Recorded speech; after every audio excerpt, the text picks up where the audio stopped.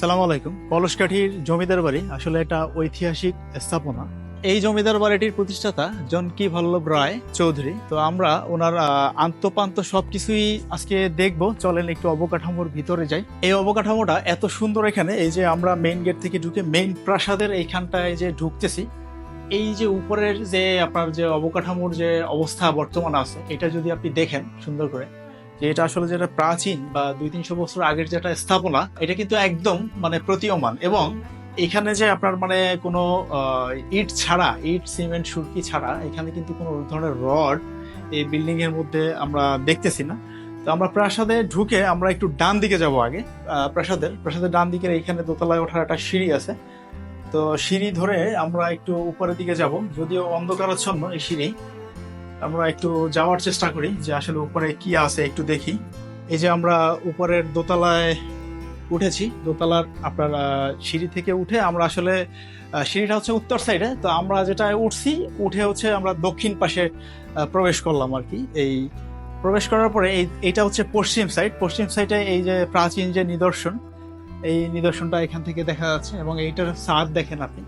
যতগুলো জমিদার বাড়ি আমি এ যাবৎকাল ভিডিও ধারণ করেছি সবগুলোরই একই অবস্থা। এবং আমরা যদি একটু এই দিকটা একটু দেখি, পশ্চিম পাশের এই রুম থেকে যদি এই বাম দিকে যেটা হচ্ছে আপনার, এটাও পশ্চিম সাইড, এই পাশটায় যদি আমরা একটু দেখি, এখানে আপনার ছাদে ওঠার জন্য একটা সিঁড়িও আছে।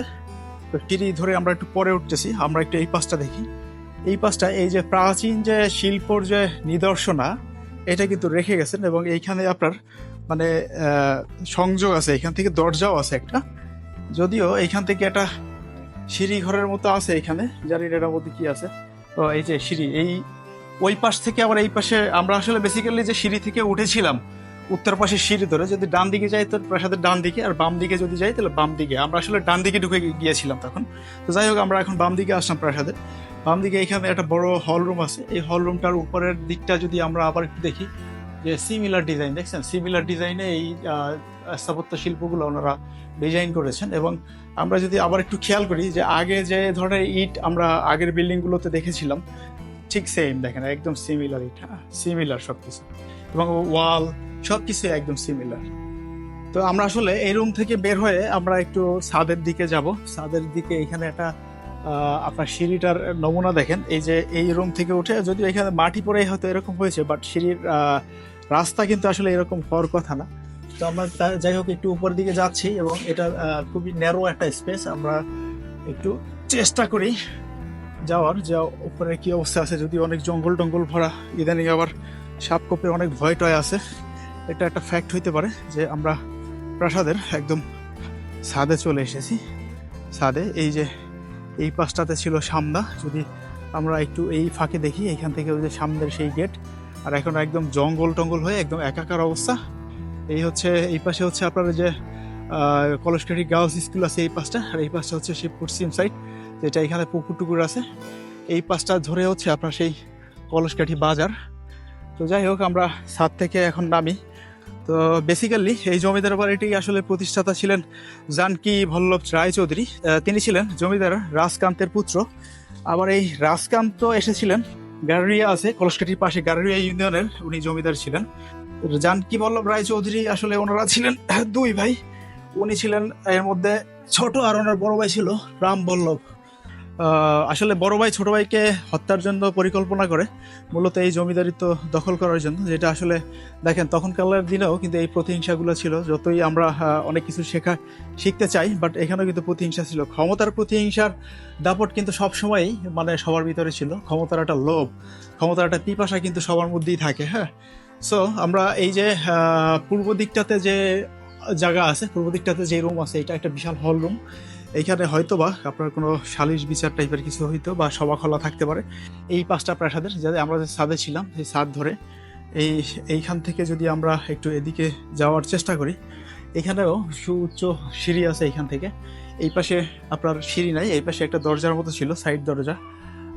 এই পাশটাতে যদি আমরা আসি, এই পাশটাতে আপনার এই বড় রকমের আরেকটা আপনার রুম বা ওই উপর থেকে হয়তো টহল টহল দিত এরকম, বা জমিদারের পেয়াদারা থাকতো বা গার্ড যারা যারা তারা সিকিউর করতো।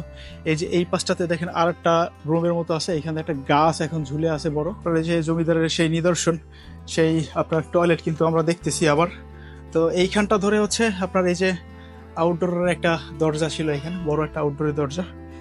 আর এই পাশটার দিক থেকে যদি আমরা ভবনটা একটু দেখি, যে পুরাতন বিল্ডিং এর যে সৃষ্টি বা নমুনা যদি আমরা একটু দেখি, এই যে এরকম ছিল ভবনটা দেখতে। তো আমরা যেই ইতিহাসের মধ্যে ছিলাম, তো দেখেন তখনকার দিনেও কিন্তু ভাই ভাই সেই হত্যার পরিকল্পনা করেছিল। হত্যার পরিকল্পনা করে অর্থাৎ হচ্ছে আপনার ছোট ভাই জনকি বল্লভ রায় চৌধুরী তার বৌদির মাধ্যমে এই ব্যাপারটা জানতে পারে। পরে রাতের আধারে তিনি আসলে মুর্শিদাবাদ চলে গিয়েছিলেন, সেখানে যেই নবাব ছিল এই ব্যাপারটা একদম খুলে বলার পরে আপনার ওনাকে হচ্ছে অরংপুরের যে আপনার পরগনার যে জমিদার হিসেবে ওনাকে নিযুক্ত করে দেয়। নিযুক্ত করে দেওয়ার পরে উনি ওদিকে শিফট হয়ে যায়, আর উনি এইখানে জমিদারিত্ব স্থাপনা শুরু করে, প্রতিষ্ঠিত করে। তো এইটা হচ্ছে ওনাদের সেই ইতিহাস ছিল। তো এইটা কিন্তু একটা দর্শনীয় জায়গা বা স্পট হতে পারে। এইখানে আপনার অন্যান্য জমিদার বাড়ি যেগুলো দেখেছি তার থেকে এই জমিদার বাড়িটা একটু ডিফারেন্ট মনে হয়েছে। তো এইটারও সেম অবস্থা, এইটারও যদি আপনার ইয়া করা হয়, যে প্রত্নতত্ত্ব অধিদপ্তর থেকে যদি রেনোভেশন করে এই জিনিসটাকে আপনার মানে সুন্দর করে ফুটিয়ে তোলা হয়, মানে দর্শনার্থীদের জন্য যদি এটা উন্মুক্ত করা হয়, অসম্ভব সুন্দর একটা জায়গা। এখানে সুন্দর সুন্দর ফটোগ্রাফি করার মতো অনেক স্পেস আছে। এই ফটোগ্রাফির যে স্পেস, এই স্পেসগুলো আসলে আপনার মানে কমার্শিয়ালি ব্যবহার করতে পারে। যেমন আপনার অনেক নাটক, সিনেমা, হাবিজাবি যেগুলো করে সেগুলোর মধ্যে কিন্তু এইখানটায় আপনার শুটিং করার মতো যথেষ্ট পরিমাণ স্পেস আছে এইখানে। এবং এটা যদি রিনোভেশন করে এখানে থাকার ব্যবস্থাও করে দিতে পারে, তাহলে হয়তো ওই যে গাজীপুরে যেরকম পল্লী আছে যে শুটিং করে, সেই শুটিং পল্লীর মতো হয়তো হতে পারে। যদিও এটা আসলে আমার পার্সোনাল একটা থিম।